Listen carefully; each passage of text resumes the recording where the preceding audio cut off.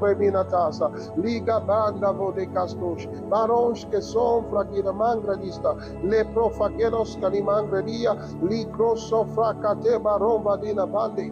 Lord, we give you glory. Seigneur, je te glorifie et je te loue, nous t'adorons. Merci pour ton amour, merci pour ta gentillesse, merci pour tes miséricordes tendres. Seigneur, je te glorifie, je te loue, parce que tu es bon, tu es gentil, tu es gracieux, tu es miséricordieux, compatissant et lent à la colère. Merci, que ton nom soit béni. Nous recevons ta parole avec humilité du cœur. Merci. Tout celui qui participe dans ce kit partout dans le monde, ou soit qui viendrait dans ce programme après, que ta présence soit sur eux. Donne à chacun la grande compréhension. Ouvre leur cœur pour comprendre les Écritures provenant de toi. Au nom de notre Seigneur Jésus. Amen. Oh, alléluia. Gloire au Seigneur. Je vous souhaite la bienvenue à notre culte de l'Église virtuelle aujourd'hui. Et merci de faire partie. Vous savez, nous avons un sujet spécial, ne donnez aucune place au diable. Et c'est la troisième partie. J'espère que vous avez reçu partie 1 et partie 2, et c'est très important que vous alliez dans les étages partout en ligne et puis connaître cela pour aller partie 3. Ça, c'est le message chrétien pour l'Église de Jésus-Christ. Et j'aime consulter notre texte, Ephésiens chapitre 4, verset 27, qui dit « Ne donnez aucune place au diable. Ne donnez aucune place au diable. » Aucune partie. D'accord? Le mot topos en grec. Aucune portion. Aucun espace. Et une partie ou un espace. Un lieu d'habitation. Il dit ne lui donnez pas ce genre d'espace. Pareil avec la condition. Ne lui donnez pas la place dans votre vie, ni ne lui donnez d'espace, ni lui donnez la place, ne lui donnez ni, vous savez, le lieu d'habitation pour Satan dans votre vie. Et l'Église doit le savoir. Je l'ai souvent dit, parce que lorsque les gens parlent à propos de Satan, ils sont conscients que c'est l'être méchant, ils le savent. Ils savent qu'il est horrible, ils le savent. Mais vous savez, comme petit enfant, juste pour représenter cette créature à l'apparence monstrueuse, et il mettait des cornes autour de lui. Et vous savez, ça c'est l'état d'esprit que nous avons grandi et venu avec là où nous sommes aujourd'hui. Jusqu'à ce que vous voyez quelqu'un avec des cornes, vous ne saurez pas que Satan est à l'œuvre. Et il aime ça comme ça. La Bible nous dit que lorsque nous avons commencé au chapitre, dans le premier partie, et nous avons vu comment il a trompé Ève. Il a trompé Ève. Il est arrivé à Ève par deux paroles, par une conversation. Ce genre de conversation que vous pensez avoir dans votre esprit traverse quelque chose. Pendant ce temps, il nourrit votre esprit. Il nourrit votre esprit. Et il trompe dans un but précis. Je vais vous montrer quelque chose dans Apocalypse. Livre d'Apocalypse, chapitre numéro 1. Apocalypse, chapitre numéro 2. Verset 20. Apocalypse, chapitre numéro 2. Et verset 20. La Bible dit, cependant quelque chose contre toi, parce que j'ai quelque chose contre toi, parce que tu as permis à cette femme Jézabel, la dame avec l'esprit de Satan, qui se dit elle-même prophétesse, écoutez cela, d'enseigner et de séduire mes serviteurs à commettre la fornication et manger des choses sacrifiées aux idoles. Donc, tout de suite, quand vous prononcez le mot séduire, vous allez penser comment une femme peut séduire un homme parce que la fornication arrive. Et ce n'est pas à faire avec des formes de fornication physique. Bien que ça ait partie de cela, mais veut que vous puissiez vous montrer la vie d'idolâtrie. Mais comment a-t-elle commencé? Le mot séduire est un mot, le nao en grec, et signifie égarer. Ça cause à égarer. À égarer quelqu'un. Détourner du droit chemin. Avez-vous écouté? Détourner du bon chemin. Faire éloigner de la vérité. Conduire à l'erreur. Ce sont tous ces projets. Ainsi, lorsque la conversation a lieu, il y a quelque chose dans sa tête. Il veut induire cet homme à l'erreur. Regardez. Quelque part dans le livre des Actes, chapitre numéro 5, vous voyez comment dérouler juste là, au verset 1er. Mais un vendeur nommé Ananias et Saphira, sa femme, vendirent le bien et retirèrent une partie du prix. Vous voyez, ces gens ont été en train de donner à l'Église pour une cause et leur propre bien. Et ils sont venus ensemble en tant que l'homme et la femme et ne voulaient pas donner toutes choses à l'Église. C'était une bonne idée pour eux. Mais ils ne savaient pas que Satan le remplissait de cette idée. Ils pensaient que c'était juste une discussion ordinaire. Ensuite, sa femme était également au courant. Elle est partie de l'intérieur, mais il a amené sa femme à suivre son idée du diable. Et en apportant une certaine partie à l'apôtre, parce qu'il y a quelque chose qu'il faisait. Vous voyez, verset 3. Mais Pierre dit, Ananias, pourquoi Satan a-t-il rempli et t'a fait que tu puisses mentir au Saint-Esprit? As-tu vu cela? Pourquoi? Satan a rempli son cœur de mentir.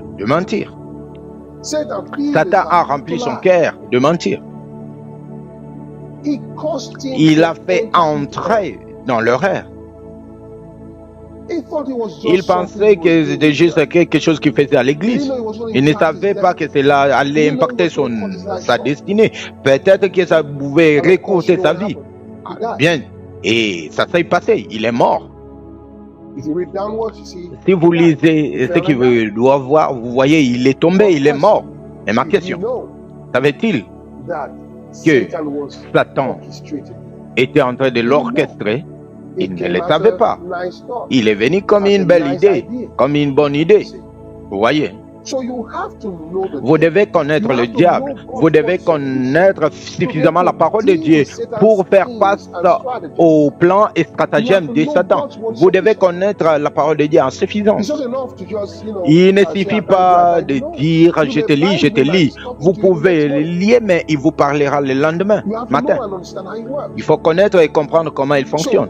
Alors, il amène donc les gens à s'interroger sur la vérité. Il amène les gens à s'interroger sur la vérité.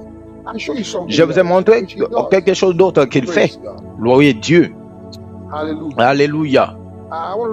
Je vais vous lire à partir des Corinthiens, chapitre 4, et le verset 4. Des Corinthiens, chapitre 4, et verset 4.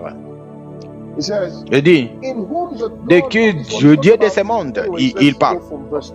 Bon, de toute façon, commençons verset 3. Il a dit, mais si notre évangile est caché, il est caché à tous ceux qui sont perdus. Alors, comment sont-ils perdus? En qui le Dieu de ce monde avait aveuglé l'esprit, leur esprit. Vous voyez la stratégie. Il a aveuglé l'esprit des gens qui ne croient pas à l'évangile, de peur que la lumière du glorieux évangile de Christ, qui est l'image de Dieu, ne leur brille. Il aveugle les gens And when they are Et quand ils blind, sont they think that they aveuglés, see. ils prétendent voir. The problem about Le blindness problème is de la that it cécité doesn't mean cela that ne friend of signifie yours pas seeing. que Dieu, la personne ne voit Blindness pas. simply means La you see, but you see cécité darkness. signifie vous voyez, mais vous voyez les ténèbres So it ou causes people to l'obscurité. see darkness. Il amène les gens à voir le ténèbre ou l'obscurité. It's a strategy of Satan. C'est une stratégie de Satan. And that's why when you want Et to c'est preach to pourquoi people, nous voulons prêcher aux share the gens, gospel of Christ. partageant l'évangile du Christ. You can't Vous ne be pouvez pas effective in faire prayer efficace avec votre because you prière, have to contend car with vous these devez forces lutter contre ces forces who has blindfolded qui men abandent les yeux des hommes et who des don't femmes, even know that they are qui blindfolded. ne savent même pas qu'ils sont bandés, tu vois. So look at it. Alors regardez, 1 Thessalonians 1 Thessaloniciens chapitre numéro 2, vous voyez encore ce qu'il fait encore. 1 Thessaloniciens chapitre numéro 2. 1 Thessaloniciens chapitre 2. Je dois lire le verset 18. C'est pourquoi nous serions venus vers vous, moi aussi Paul, encore et encore. Je voulais venir vraiment vers vous. Et dit, mais Satan m'a gêné. Ça, c'est la stratégie des dieux. Il provoque des obstacles. Il gêne la vie des gens. Il entrave le progrès. Il fait obstacle aux choses que Dieu a prévues, les bonnes situations que Dieu a organisées. Il les empêche et il le ralentit. Il fait que cela n'arrive pas. Pensez-y. C'est un gêneur. Et il faut savoir comment gérer ces choses. Et cela ne fait pas tellement gêner. La Bible nous dit dans Luc chapitre 13 et verset 16, Luc 13 et verset numéro 16, c'est notre Seigneur Jésus qui parle. Il dit, et cette femme ne devrait pas faire, en parlant d'une certaine femme qui était courbée pendant 18 ans. Pas cette femme étant une fille d'Abraham que Satan a courbée pendant 18 ans pour être libéré de son lien, de ce lien le jour du sabbat. Satan l'avait lié.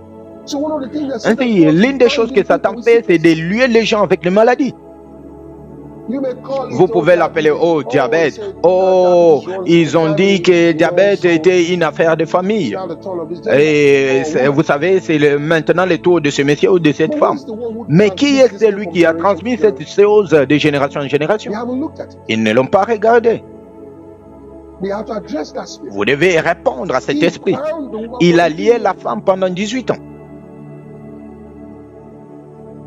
C'est Jésus qui l'a révélé. Sinon, tout le monde dirait que c'est quelque chose de naturel, mais c'est Satan qui l'avait lié avec la maladie. La Bible nous raconte comment Dieu a oint Jésus.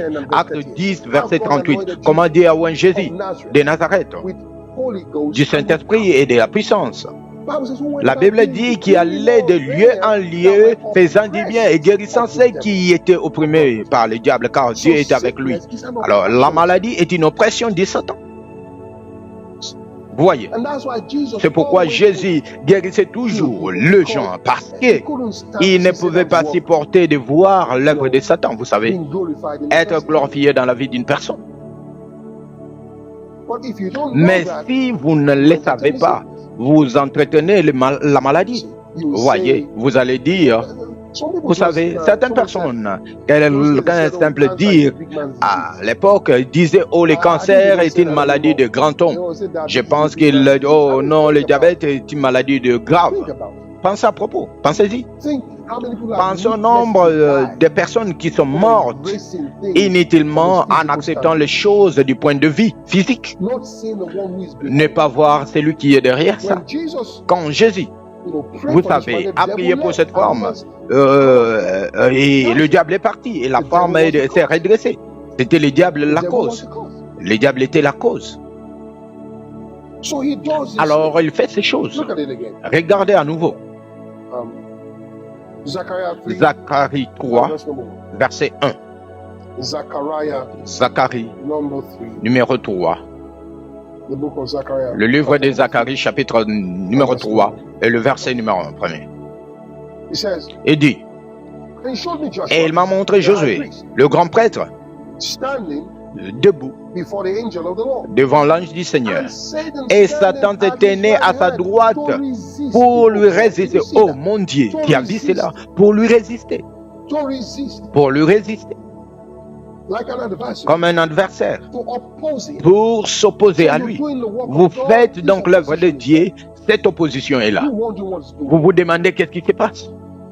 Vous essayez de faire fonctionner les choses. L'opposition est là. Pour s'opposer à lui. Et Satan dit, et le Seigneur dit à Satan, le Seigneur t'a réprimandé, Satan, oh Dieu. Même le Seigneur qui a choisi Jérusalem t'a réprimandé. Dieu a dû le réprimander. Mais il se tenait là. Pourquoi? Pour s'opposer à lui. S'opposer à lui, lui résister. Ainsi, vous voyez, parfois, Satan s'oppose à quelqu'un qui pense être un collègue du bureau. Il pense que c'est son patron qui ne l'aime pas. Il pense toutes sortes de choses, ne connaissant pas la véritable cause de la situation. Ne connaissant pas la véritable cause de la situation. Et Satan aime ça. Continuez de penser que c'est ce type. Continuez à simplement vous battre contre ce type. Luc chapitre numéro 8. Je vais vous montrer quelque chose. Verset numéro 12. Luc 8. Verset numéro 12. Vite, rapidement. Il dit, ceux qui sont au bord du chemin, parlant de la parabole du semeur, s'agissant de la parabole du semeur, dire le semeur, il semait quoi? La parole. Maintenant, il explique comment les différentes conditions de cas des hommes. Ainsi, il a dit, ceux qui sont tombés, à ceux qui sont tombés au bord du chemin, sont ceux qui entendent, puis commettent le diable. Avez-vous entendu cela? Pour ôter la parole de leur cœur, de peur qu'ils croient et soient sauvés. De peur qu'ils croient et soient sauvés. Satan est toujours après la parole. Là où la vraie parole est enseignée, dans une église, dans un groupe, vous savez, partout où la vraie parole de Dieu est enseignée, il va après la parole. Et les gens ne savent pas pourquoi. Il dit chaque fois que je pars à l'église et puis avoir apprécié la parole, alors l'impression que le problème commence. C'est lui qui vient après la parole. En fait, la Bible dit, les troubles et les persécutions se vivent à cause de la parole. Pour la cause de la parole. Pour la cause de la parole. Il est venu à cause de la parole. Il va après la parole. Parce qu'il sait que si vous pouvez croire cette parole, vous êtes hors de sa portée. Si vous pouvez croire à ces paroles, il connaît le pouvoir de la croyance. Maintenant, il sait que lorsque l'homme croit, il y a la traduction, il y a la transformation. Alors, il vous lance ces choses. Mais vous ne pouvez pas les savoir, que c'est Satan qui le fait. Donc, pour vous, vous n'avez pas besoin de les comprendre. Et regardez. Proverbe chapitre numéro 1. Eh bien, permettez-moi de lire Proverbe 22. Je pense que c'est plus meilleur de partir. Proverbe 22, verset 9. Proverbe 22, verset numéro 9. Il dit,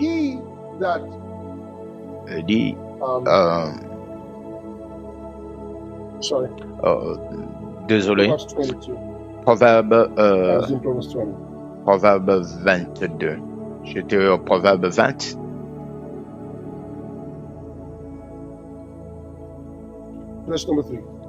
Verset numéro 3.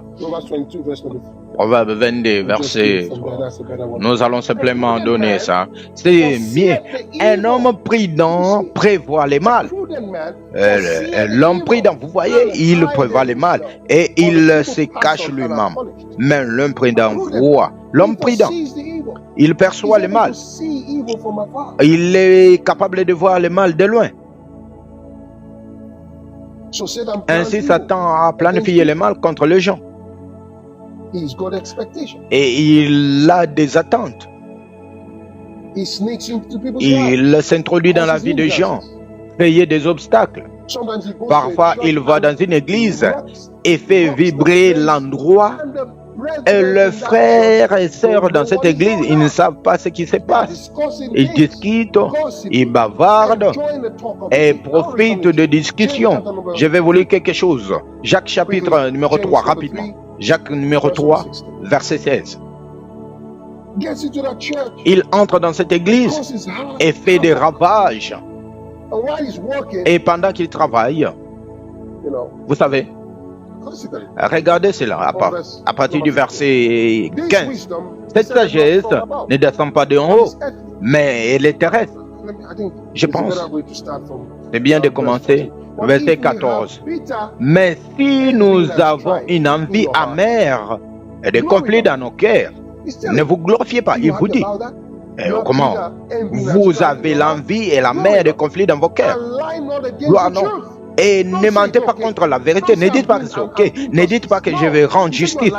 Non, il dit vous mentez contre la vérité. Cette sagesse ne descend pas d'en haut. Vous l'appelez, c'est la sagesse, parce qu'elle ne vient pas d'en haut. Mais c'est terrestre, sensuelle et diabolique. Elle provoque des choses diaboliques. Cela provoque la division dans l'église, au sein de l'église. Il s'agit de conversations, de moyens d'opposition dans l'église. Cela suscite des calomnies dans l'église. Aller dans la contre du lien de paix. Le Saint-Esprit programme dans l'église l'unité de l'Esprit que le Saint-Esprit programme dans l'église. Il appelle ça bien. Il ne pense pas qu'il se bat pour la justice. Mais la Bible dit que c'est diabolique. Cela ne s'arrête pas là. Car où est l'envie?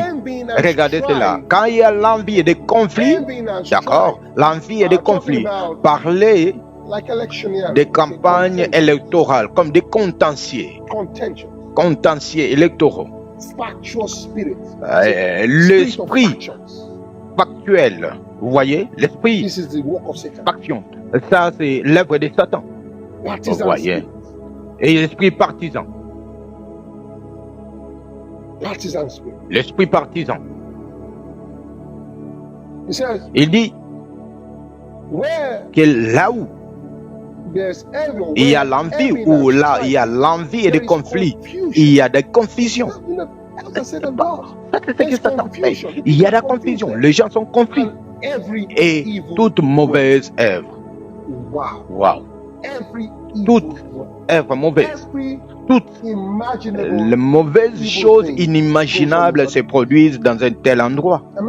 Et cela arrive souvent dans l'église. Et les gens qui font cela ne savent pas qu'ils sont utilisés par les diables. Ils ne le savent pas. Parfois même, cela produit parmi les ministres qui prétendent connaître Jésus-Christ. Cela ne pouvait pas être vrai. Cela ne pouvait pas être vrai. Car un homme qui connaît Jésus ne sera jamais de telles choses. Vous le voyez? Ce sont donc des choses que Satan fait.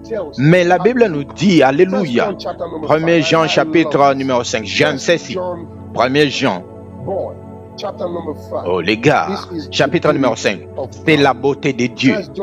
1 Jean chapitre numéro 5, je lis le verset 17, il dit, toute injustice est péché. Et il y a un péché qui mène pas à la mort. Nous savons, regardez ça, nous savons que quiconque est né de Dieu n'a pas péché. Mais que celui qui est engendré de Dieu s'égarde lui-même. Est-ce que tu as entendu? Celui qui est né de Dieu, engendré de Dieu, s'égarde lui-même. S'égarde lui-même. Le mot garder ici signifie s'occuper attentivement.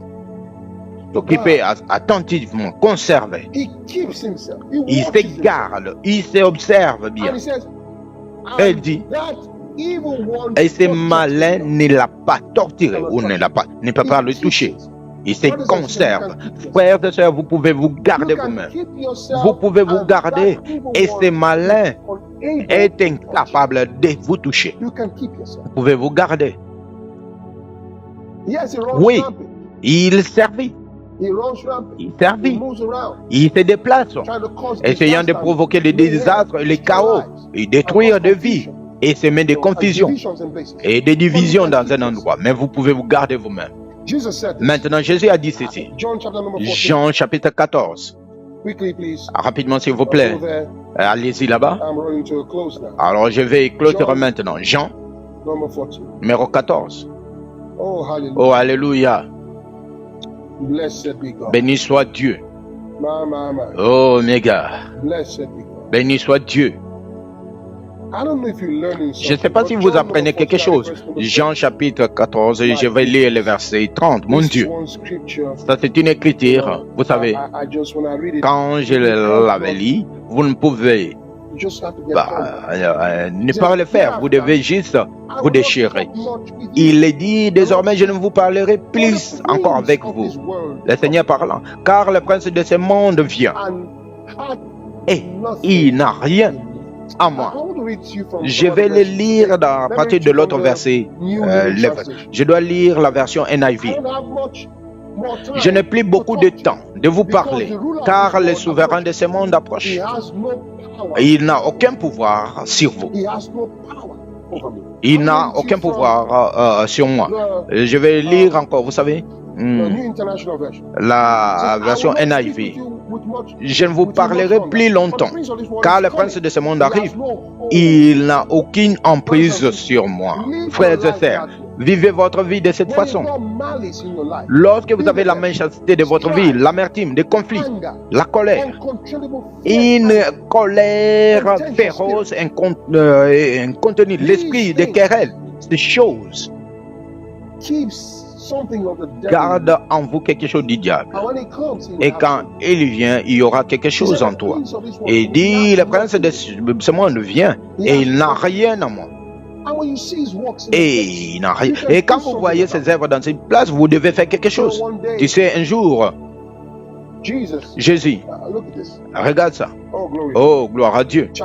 Chapitre numéro 9 du livre. J'espère que je serai capable de prendre cela. Oh, béni le Seigneur. Numéro 9 du livre de Jean, à partir du verset 1. Et comme il y avait un homme aveugle depuis naissance, un homme aveugle depuis naissance, ses disciples lui demandent, Rabbi, qui a péché, cet homme ou ses parents? Vous voyez, ça c'était leur esprit, leur pensée. Ils croient qu'une fois qu'il y a une maladie, elle devrait être causée par le péché. Vous voyez, mais pas tout le temps. Alors cet homme est né aveugle. Bien sûr, la maladie est souvent causée par le péché, mais pas toujours. Et ce n'était pas une fois où ce n'était pas le cas. Jésus a dit, ce n'est pas cet homme ni ses parents, ni cet homme n'a pas péché, ni ses parents n'ont pas péché. Cet homme ne souffre pas à cause de cela. Oui, il a dit, alléluia. Jésus a dit, mais cela s'est produit pour que l'œuvre de Dieu puisse se manifester dans sa vie. Vous voyez? J'aime la façon dont le roi King James l'a dit. C'est beau. Jésus répondit, ni cet homme ni ses parents, mais pour que les œuvres de Dieu soient manifestées en lui, je dois marcher. Voir ce qui compte Jésus, c'est que quand on voit Satan faire quelque chose, il vient en contact avec l'œuvre de Dieu. Et cela devrait faire quelque chose. Ça doit être votre attitude. Ne gardez pas Satan jouer avec votre famille. C'est maladie aujourd'hui, demain c'est quelqu'un d'autre qui est malade, quelqu'un mort, c'est papa qui est malade. Vous savez, et vous partez seulement pour les enterrements et vous ne vérifiez pas ce qui se passe. Vous devriez dire, Satan, je vous en fais part. Reste à l'écart de ma famille, sortez au nom de Jésus. Et il fuira. La Bible nous dit, résistez au diable. Ceux qui ne résistent pas avancent vite dans la foi. Résistez le diable. C'est tout ce dont il a besoin. Lorsque Jésus continuait à citer les Écritures, et le diable continuait aussi à citer les Écritures, alors Jésus a dit, sortez. Et il n'y avait rien d'autre à dire. Il est parti. Il est parti. Il est parti. Il est parti. Alors vous devez comprendre quelque chose. Chaque fois que le diable est dans le parage, ne lui donnez pas de prise, ne lui donnez pas de place. N'est-ce pas? Même au milieu de la congrégation, n'essayez pas de régler des problèmes sans l'attaquer. C'est lui qui divise l'église, obligeant une femme à se battre contre une autre femme, et il pense que c'est quelque chose de naturel. Non, c'est le diable. Chassez-les de cette congrégation et il s'enfuira. Gloire à Dieu. Il vient contre votre corps. Ne vous asseyez pas à regarder. Ne dites pas que cette chose est revenue. Ne parlez pas comme ça. Dites au nom de Jésus, j'ai maudit cette chose depuis les racines. Mère, évanouis-toi dans mon système. Sors. Comme vous le dites, le diable s'enfuira. Il y a quelque chose que vous devez lui répondre quand vous parlez au nom de Jésus. Il doit répondre. Oh les gars, je suis rempli de la parole de Dieu. Écoutez-moi. Si vous êtes la vie de Satan, comme Zacharie vous a dit, délivrez-vous vous-même, Satan. Vous qui êtes sortis avec le fils de Babylone. Si vous allez vivre avec ces diables méchants, oppressant votre famille et votre corps, c'est le temps de lui dire de partir. Chassez-les. Dites-lui de sortir de votre vie. Au nom de Jésus. Et il s'enfuira. Il s'enfuira. Il s'enfuira. Oh, quelqu'un m'écoute maintenant. Il n'a jamais été né de nouveau. Ça, c'est votre moment et votre temps. Dieu vous donne l'opportunité de vous donner votre vie à Christ. Jésus a payé le prix total et la pénalité pour vos péchés. Sa vie a été pris et il est revenu avec une nouvelle vie pour ta justification. Et tu n'as pas encore le droit maintenant de vivre la vie d'injustice. Vous voyez, vous n'avez pas de permission de demeurer comme ça. Vous n'avez pas de permis pour rester dans le ténèbre. La vraie lumière est manifestée. Le chemin s'est manifesté, la vérité s'est manifestée et la vie est manifestée. Jésus-Christ, oui. Si tu veux donner ta vie à Christ, dites ces paroles avec compréhension de votre cœur. Je vous aide avec les paroles, tes propres paroles, et fais cela de tes propres paroles et parle à Dieu. Parle au Dieu dans le lieu céleste. Au nom de notre Seigneur Jésus, je crois que Jésus est le Fils de Dieu. Je crois qu'il est mort pour mes péchés. Il est ressuscité d'entre les morts pour ma justification. Et maintenant, je confesse de ma bouche que Jésus de Nazareth est le Seigneur de ma vie. Je reçois donc la vie éternelle dans mon esprit. Je reçois la rémission du péché pour mon âme. Oh, je te remercie, Seigneur, de m'avoir sauvé. À partir d'aujourd'hui, je déclare que je suis l'enfant de Dieu. Au nom puissant de Jésus. Amen. Oh, bienvenue dans la famille de Dieu. Alléluia. Bienvenue. Bienvenue. Écoutez, tu es la bienvenue dans la famille de Dieu. Et à part de notre Père, je te dis bienvenue. Tu peux voir les adresses, notre site web, notre email adresse, les numéros de téléphone. Comment tu peux nous atteindre? On veut entrer en discussion avec toi, surtout pour que tu commences l'école de base, pour apprendre comment, de cette nouvelle vie que vous avez reçue en Jésus-Christ. Tout a commencé avec la confession. Mais dans cette classe, vous devez maintenant, nous devons vous enseigner, c'est gratuit, mais vous devez être engagé. L'un des signes de la personne vivante, c'est la faim. Quand les gens viennent, quand l'enfant est né, il a la faim. Quand la personne connaît Christ, il a la faim pour Dieu. C'est que je crois que c'est la situation que vous traversez maintenant. Entrez en contact avec nous. Alors on peut commencer ces classes avec vous. Partout dans le monde où vous êtes, vous vivez ici, ou soit.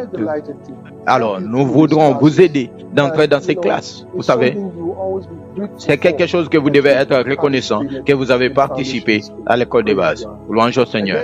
Encore, ça c'est une église. Quand nous venons à l'église, nous adorons le Seigneur avec notre offrande. Alors je vous invite de donner l'offrande à Dieu à ce moment. Ok? Comment vous pouvez faire cela? C'est déjà sur l'écran, vous pouvez faire cela à travers SP. Ok?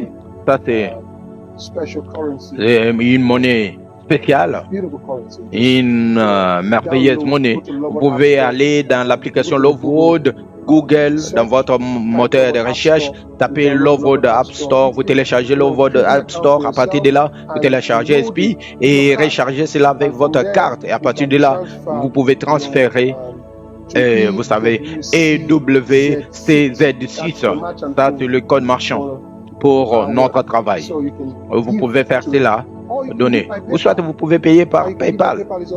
Et ça vous montre là-bas. Il y a le lien PayPal. Vous pouvez faire les transferts bancaires. Vous pouvez voir aussi les détails de la banque qui sont là. Si vous vivez en RDC, ça c'est la RDC, vous savez, vous pouvez donner par M-Pesa, Mobile Money ou soit Airtel Money, ok? Alors, si vous avez l'autre voie à donner, vous pouvez nous écrire, comme ça on doit vous aider avec cela. Quand vous venez à l'église, nous devons faire cela.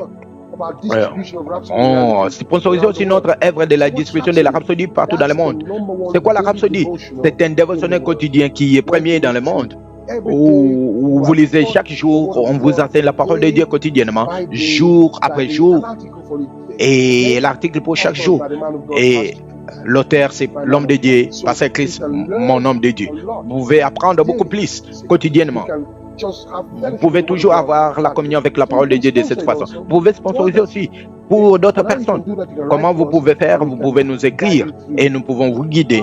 Et vous savez, de faire partie dans ce qui est cela on doit faire. Bonjour Seigneur, je vous remercie de faire partie de ce culte et je suis content de pouvoir partager la parole de Dieu et j'étais content de le faire aujourd'hui. Je vous attends la semaine prochaine où on doit continuer avec la parole de Dieu dans la profondeur. Que Dieu vous bénisse. Merci.